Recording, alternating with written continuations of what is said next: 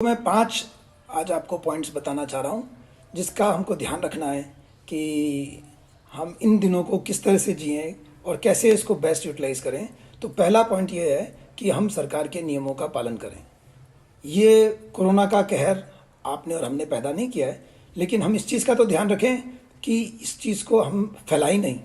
तो सरकार ने जो भी नियम बनाए उसको हम नियमित फॉलो करें, वहाँ दिमाग न लगाएं और इस चीज़ को हम स्वेच्छा से अपनी खुशी से इसको स्वीकार कर लें और कोशिश करें कि जो चीज़ हमारे हाथ में है, जितना हम योगदान कर सकते हैं उतना हम करें।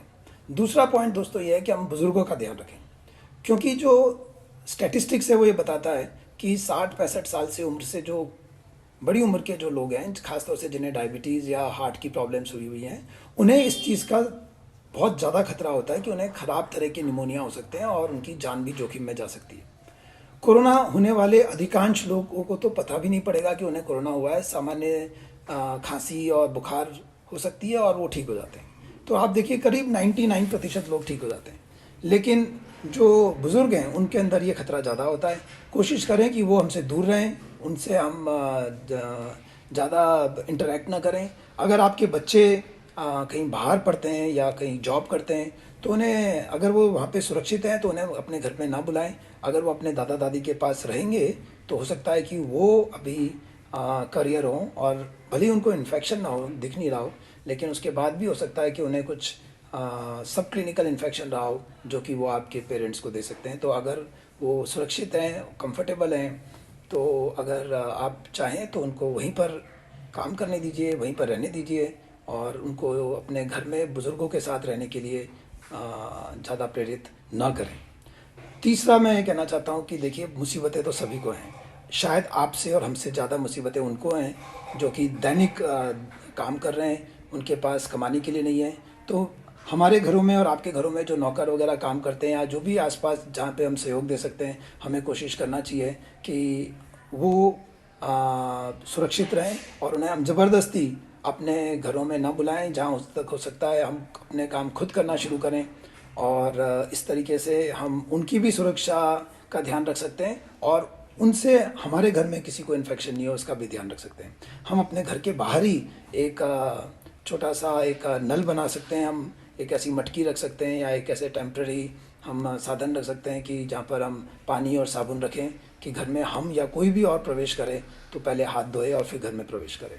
तो क्योंकि हो सकता है आपके पास सैनिटाइज़र ना हो इतने सारे, और सैनिटाइज़र को बहुत ज़्यादा जमा करने की ज़रूरत नहीं है। साबुन और पानी से जब आप हाथ धोते हैं तो बहुत सुरक्षित साधन है इससे बचने का।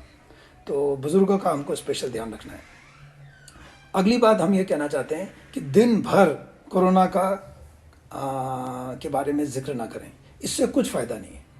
इससे क्या फ़ायदा आप मुझे बताएं कि आप है ना उठते से ही कोरोना के बारे में सोचें, कोरोना के बारे में बोलें, कोरोना के बारे में विचार करें, देखें। तो कृपया करके बीच बीच में 2-4 घंटे अपने परिवार में कहें कि अब शाम को कोरोना के बारे में एक अपडेट ले लेंगे, उससे पहले कोरोना के बारे में हम बातें नहीं करेंगे। जो आपके व्हाट्सएप ग्रुप्स वगैरह हैं वहाँ पर भी अगर आप कोशिश करें कि लोग बाग जो हैं वो कोरोना के बारे में कुछ समय के लिए शांत हो जाएं, लोगों से कहें कि हमको स्टैटिस्टिक्स मत बताओ, हमको फॉरवर्ड न्यूज़ मत करिए। हाँ, कुछ सजेशन है आपकी तरफ से तो वो बताइए, प्रैक्टिकल सजेशन अगर कुछ है तो वो बताएं, लेकिन ये डेटा मत बताइए कि वहाँ कहाँ पे क्या हो रहा है, कहाँ पे क्या हो रहा है, दुनिया में कहाँ पर क्या हो रहा है उसका आपको जानकर आप करेंगे क्या। जो पॉलिसी है वो सरकार को बनानी है और जो सरकार की पॉलिसी है उसी को फॉलो कर लें। जब आप सोशल डिस्टेंसिंग कर रहे हैं, जो आप सरकार की जो पॉलिसी बनाई हुई है उसको फॉलो कर रहे हैं, वो बहुत है। अब उसके आगे जाके आप अगर प्राइम मिनिस्टर नहीं हो और अगर आप म्यूनसिपैलिटी के या शहर के आप कोई बहुत ऊंची पोस्ट पे नहीं हो तो शायद आपको इतनी ज़्यादा दिमाग लगाने की ज़रूरत नहीं है। और हम कई बार तो ऐसी चीज़ों को फॉरवर्ड करते रहते हैं जिसका कोई मतलब नहीं है। मैं आपसे कहना चाहता हूं कि आप अपनी तबीयत ख़राब कर सकते हो, आप अपनी नींद ख़राब कर सकते हो, यही नहीं बल्कि आप अपने घर के अंदर दूसरे सदस्यों का भी मूड ख़राब कर सकते हो। हम जाने अनजाने के अंदर इस चीज़ का जो कहर है वो कुछ होने से पहले ही हम बीमार हो जाएंगे, मानसिक रूप से बीमार हो जाएंगे। तो हम कोरोना का क्योंकि ये जाने वाला नहीं है, ये अभी और 15 दिन 1 महीने तक हमको इसी तरह से तंग करने वाला है। तो हम अपने को मानसिक रूप से भी स्वस्थ रखें और सारे समय कोरोना के बारे में इसी तरह से बातें ना करते रहें। और आखिरी के अंदर मैं आपसे कहना चाहता हूँ कि क्यों ना इस समय को हम अच्छी तरह से उपयोग करें। तो हम और आप क्या कर सकते हैं दोस्तों, हम और आप ये कर सकते हैं कि अपनी कुछ पुरानी हॉबीज़ हैं जो कि हम किसी कारण से पूरी नहीं कर पा रहे थे, या हम कुछ नई हॉबीज़ बनाएं। अगर आपके पास घर में गिटार है, आपके घर में कुछ और संगीत का साधन है, या आपके को बागवानी का शौक़ है, तो कोई या कोई पेंडिंग काम आपके घर में पड़े हुए हैं कुछ, तो हम क्यों ना उसको इस समय को वैसा उपयोग करें। हम ऐसा क्यों ना करें कि आज के बाद जब 6 महीने बाद या साल भर बाद जब आप पलट के देखें तो आपको लगे कि अरे यार वो एक ऐसा समय था और हमने उसको कितना अच्छा यूज़ कर लिया। तो कहीं ऐसा ना हो कि ये सारे दिन जब आपको ज़बरदस्ती घर पे बिठाया गया है तो सब सारे दिन ऐसे ही ख़राब हो जाएं।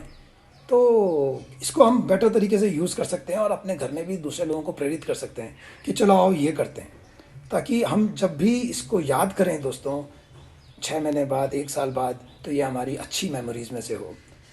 तो हम ये कहना चाहते हैं कि कोरोना का रोना बंद करें, रोए नहीं, घबराएं नहीं, लेकिन होश में रहें, हौसले में रहें। और हम इस चीज़ का ध्यान रखें, अगेन जैसे मैंने शुरू में कहा कि कोरोना आपने और हमने नहीं फैलाया है, कोरोना किसी कारण से फैल गया है, लेकिन ये हमारी ज़रूर जिम्मेदारी है कि हम इसके और फैलने के अंदर भागीदारी ना बने। इतना ही ध्यान रखना है हमको, और बाकी जो रूल्स हैं उसको हम फॉलो करें, लेकिन थोड़ा सा अपना जो खुद का जो नियमित जो जीवन है वो पूरा ख़राब ना हो जाए।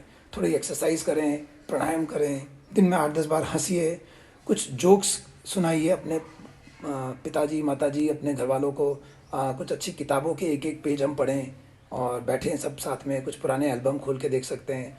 एक दूसरे के साथ बैठ के तारीफ़ें करें कि चलो आओ, हमें ना पूरे सबकी एक परिवार के एक सदस्य की 3-3 अच्छी बातें हमें क्या लगती हैं, चलो हम इसके बारे में बात करते हैं। जब हर परिवार का सदस्य दूसरे सदस्य के बारे में 3 अच्छी बातें बोलेगा तो आपको पता पड़ेगा कि अरे आपके अंदर इतनी अच्छी चीज़ें हैं जो दूसरे लोग इतनी उसको पसंद करते हैं। तो क्यों ना हम इस तरह का कुछ अलग अलग इस तरह का काम कर सकते हैं कि हमें इस कठिन समय को आसानी से जीने का और सुरक्षित तरीके से जीने का एक रास्ता मिले। और सोने से पहले और उठने के बाद हम ज़रूर कुछ प्रार्थना करें, अपने मन को साफ़ करें। मेरी तरफ से आप सबको शुभकामनाएं। अपने स्वास्थ्य का ध्यान रखिए, अपनी दवाइयाँ नियमित लेते रहें। हम सब डॉक्टर्स आपकी सेवा के लिए तत्पर हैं, आप बिल्कुल ना घबराएं। सारे शहरों में, इंदौर के अंदर हम खास तौर पे हम सारे डॉक्टर्स की एक टीम, बार हम लोग आपस में बातें करते हैं, बहुत सारी प्लानिंग करते हैं कि अगर ज़रूरत पड़ेगी तो हम क्या क्या कर सकते हैं। तो दोस्तों आप लोग सब सुरक्षित हो, लेकिन आप अपना कंट्रीब्यूशन यही करें कि आप हमारी वजह से ये बीमारी और ना फैले। तो मैं आपसे ये कहना चाहता हूँ कि कोरोना का रोना ठीक नहीं है, इसे फैलाए नहीं पर घबराए भी नहीं। नमस्कार, धन्यवाद।